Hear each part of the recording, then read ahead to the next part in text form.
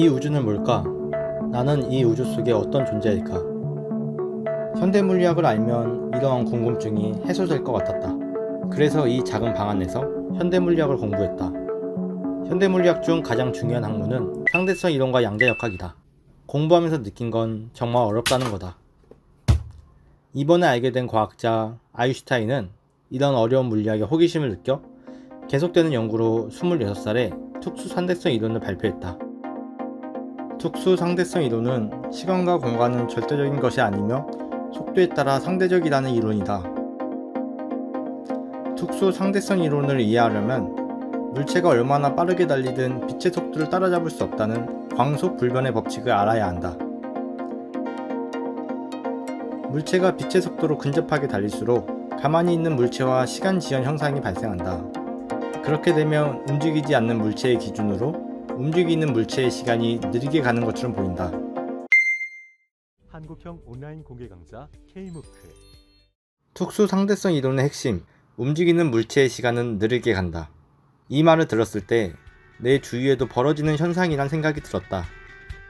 내가 누워있을 때 누군가는 자격증 시험을 합격했고 또 누군가는 대회 나가서 1등도 했다.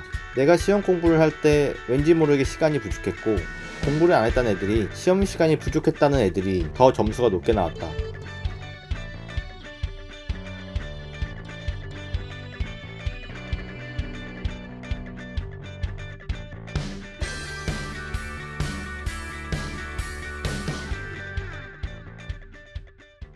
(36) 살 아인슈타인이 발표한 일반 상대성 이론은 질량이 큰 물체 주위에 시간은 느리게 간다는 이론이다.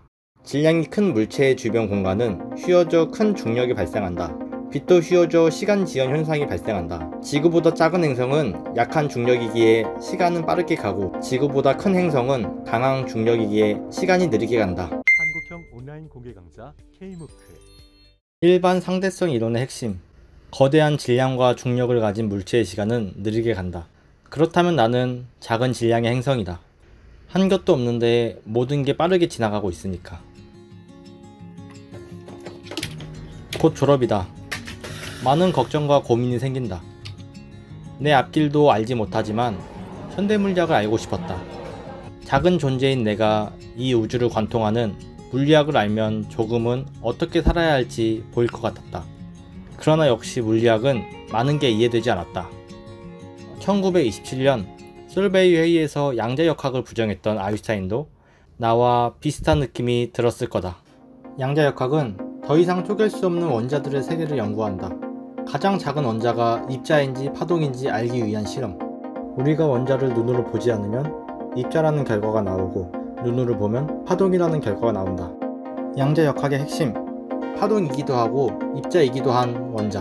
우리가 눈으로 보기 전까지는 하나의 원자에 두 가지 결과가 중첩되어 있다. 한국형 온라인 공개 강좌 K무크. 눈으로 보기 전까지는 예측할 수 없는 불확실한 확률만이 있기에 많은 물리학자들이 인정하지 않았다.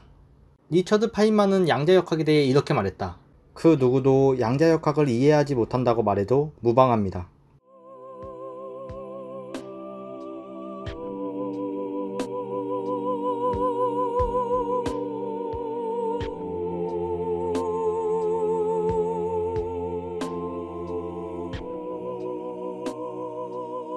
K무크 사이트 물리학 마지막 수업 중 사진 한 장을 보았다.